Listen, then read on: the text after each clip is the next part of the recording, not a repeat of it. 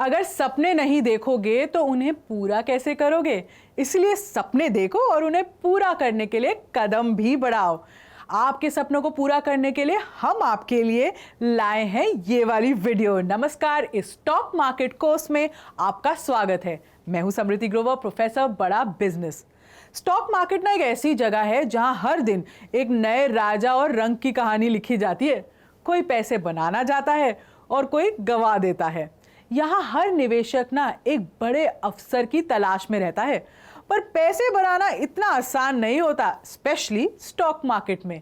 इसके लिए डिसिप्लिन, अच्छी स्ट्रैटेजी और बहुत पेशेंस का होना जरूरी है। लेकिन यहाँ पर कोई शॉर्टकट फॉर्मूला नहीं, और ना ही मैं आपको कोई शॉर्टकट देने वाली हूँ जल्दी से पैसा बनाने का। हाँ, पर कुछ गलतियां होती हैं जो हर शेयर मार्केट का निवेशक अवॉइड कर सकता है। चलिए वीडियो की शुरुआत एक गोल्डन स्टेटमेंट से ही करते हैं। Don't put all your eggs in the same basket. ये पारंपरिक सोच है कि कभी भी ना हमें अपने सारे अंडों को तो एक ही टोकरी में नहीं रखना चाहिए। ये काफी जोखिम भरा भी हो सकता है।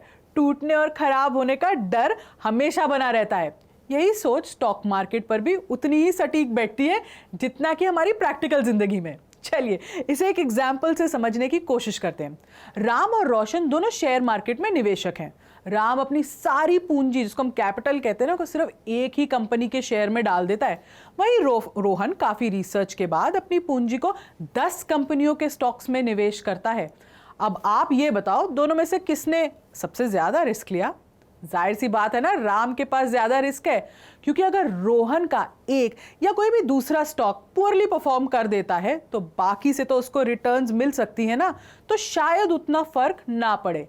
लेकिन राम के स्टॉक्स ने अगर पुअर परफॉर्मेंस दी तो उसका ये डिसीजन काफी गलत साबित होता है, उसके लिए काफी भारी साबित हो सकता है, क्योंकि उसके पास तो कोई ऑप्शन ही नहीं है ना भाई। इसलिए आज हम आपको बताएंगे कि कैसे आप अपने रिस्क को कम कर सकते हैं by not putting all your eggs in one basket. तो पहला, पोर्टफोलियो में डाइवर्सिफिकेशन कितना जरूरी है। डाइवर्सिफिकेशन में किन बातों का ख्याल रखना चाहिए? पोर्टफोलियो में कितने शेयर रखें? स्टॉक मार्केट में ना ये बात एक बहुत ही कॉमन प्रिजम्पशन की तरह कही जाती है, higher the risk greater the reward. और जो नया इन्वेस्टर है अगर इसी सोच के साथ निवेश भी करता है तो इसके कारण हो सकता है उसे लॉस सहना पड़े। इसलिए ये बहुत ज़रूरी होता है कि आप अपने रिस्क को कम से कम करें, सो दैट आपकी रिटर्न्स पर इफेक्ट भी कम हो। एक सिंपल तरीका है जिसके द्वारा ना आप अपने रिस्क को कम कर रहे हैं बिना अपने रिटर्न्स पर कॉम्प्रोमाइज़ किए। वो तरीका है पोर्टफोलियो में डाइवर्सिफिकेशन। और इसीलिए ये कितनी ज़रूरी है, ये सवाल उठता है। क्रिकेट एक टीम गेम है। जैसे अगर एक प्लेयर नहीं चले तो दूसरे से हम उम्मीद कर ही लेते हैं भाई ये मार देगा या ये बॉलिंग अच्छी कर लेगा। ऐसे ही अगर पोर्टफोलियो में 10 शेयर हो और एक में नुकसान हो तो दूसरा वो नुकसान शायद भर पाएगा। ऐसे ही एक निवेशक के लिए ना अपने निवेश में डाइवर्सिफिकेशन सबसे इंपॉर्टेंट चीज़ों में से एक है।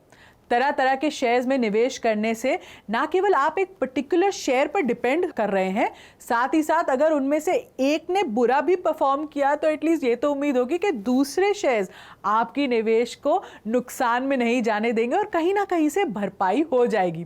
इसलिए ये बहुत ज़रूरी होता है कि आपके पास चुनिंदा स्टॉक्स का एक बकेट हो। अगला सवाल ये आता है कि डाइवर्सिफिकेशन से पहले किन बातों का ख्याल रखें। तो चलिए देखते हैं कि स्टॉक्स डाइवर्सिफिकेशन से पहले किन बातों का ख्याल रखना बहुत ज़रूरी है। पहली चीज़, आपका पर्पस क्या है डाइवर्सिफिकेशन का? डाइवर्सिफिकेशन का मेन पर्पस होता है रिस्क को कम करना। लेकिन कुछ इन्वेस्टर बैलेंस रिटर्न्स के लिए अपने स्टॉक्स को डाइवर्सिफाई करते हैं। इसलिए बहुत ज़रूरी होता है कि आप अपनी डाइवर्सिफिकेशन के मोटो को, मतलब उसके पर्पस को जानें। दूसरा होता है स्टाइल ऑफ इन्वेस्टिंग। ये बहुत ही क्रिटिकल पार्ट है आपके डिसीजन मेकिंग का, कि आप किन स्टॉक्स को अपने बकेट में ज़्यादा वैल्यू देते हैं। ये आपके स्टाइल ऑफ इन्वेस्टिंग पे डिपेंड करता है कि आप अग्रेसिव हैं, मॉडरेट हैं या बहुत ही कंजर्वेटिव डरे वाले हैं वैसे स्टॉक्स ले रहे हैं। पर ये आपको अपने बजट के हिसाब से भी देखना होता है। तीसरी चीज़ होती है टोटल कैपिटल। कैपिटल एक बहुत बड़ा रोल प्ले करता है स्टॉक्स के डाइवर्सिफिकेशन में। अगर आपके पास ज़्यादा पूंजी है तो आपके पास ऑप्शंस भी बढ़ जाते हैं अलग अलग शेयर्स में निवेश करने को। कहते हैं ना, the stock market is a place design to transfer the money from the active to the patient. ये दुनिया के सबसे बड़े निवेशक वॉरेन बुफे के शब्द हैं। स्टॉक मार्केट के निवेशक में ना ये एक क्वालिटी होना बहुत ज़रूरी है। वो क्वालिटी है पेशेंस, धैर्य। बिना धैर्य के आप पैसा नहीं बना पाओगे और बहुत ज़्यादा चांसेस हैं कि आप खो दोगे अपने पैसे को। तो अब आते हैं अगले इंपॉर्टेंट सवाल पर, वो है डाइवर्सिफिकेशन कैसे करें। किसी भी स्टॉक और इक्विटी को सेलेक्ट करने से पहले ना आपको 3 चीज़ों पर ध्यान देना होगा। पहली चीज़, कंपनी का पास्ट परफॉर्मेंस, मतलब पहले की परफॉर्मेंस और मैनेजमेंट का ट्रैक रिकॉर्ड। कंपनी का पोटेंशियल मार्केट साइज और उसका कस्टमर बेस। और तीसरा, उसकी यूनिक प्रोडक्ट और सर्विस या उसका यूनिक कस्टमर बेस क्या है। तो अगर आपने ये 3 बातें समझ ली तो अब आपको क्या करना है। पहले आप 10 से 13 स्टॉक्स का एक पोर्टफोलियो या उन पे नज़र रखें। एक निवेशक के पास ना कम से कम 10 से 13 स्टॉक्स होना बहुत ज़रूरी होता है ताकि मार्केट के हिसाब से वो अपने पोर्टफोलियो को एडजस्ट कर सकें और उसके रिटर्न्स पे उसका कैसा प्रभाव पड़ता है वो देख सकें। दूसरी चीज़, निवेश के समय सीमा तय करें। किसी भी तरह के इन्वेस्टमेंट में एक टाइम फ्रेम का होना बहुत ज़रूरी होता है, वो आपके रेट ऑफ रिटर्न को बताता है। उसी तरह से एक शेयर निवेशक को मार्केट में निवेश करने से पहले एक निश्चित अवधि ज़रूर तय करनी चाहिए। तीसरी चीज़, अपनी रिसर्च ज़रूर करें। जैसे कि नया बिजनेसमैन बिजनेस में उतरने से पहले मार्केट की रिसर्च करता है कि कस्टमर को क्या चाहिए, फिर पूरी तैयारी के साथ ही मार्केट में उतरता है। ऐसे ही एक अच्छा और सॉलिड पोर्टफोलियो बनाने के लिए ना बहुत ज़्यादा टाइम, अच्छी रिसर्च और कहते हैं ना अच्छे से होमवर्क करना बहुत ज़रूरी होता है। ये सब चीज़ें एक निवेशक को एक अच्छी रणनीति बनाने में काफ़ी मदद करेंगे। इसलिए मैं अब आपको कुछ डूज एंड डोंट्स बताना चाहूँगी जो निवेश करने से पहले बहुत ज़रूरी हैं। पहली चीज़, स्टार्ट स्मॉल। अगर आप नए निवेशक हैं तो हमेशा अपनी शुरुआत छोटे से कीजिए। शुरुआत सबसे कम निवेश वाली राशि से करें और धीरे धीरे अपने निवेश को बढ़ाएं। Be start early.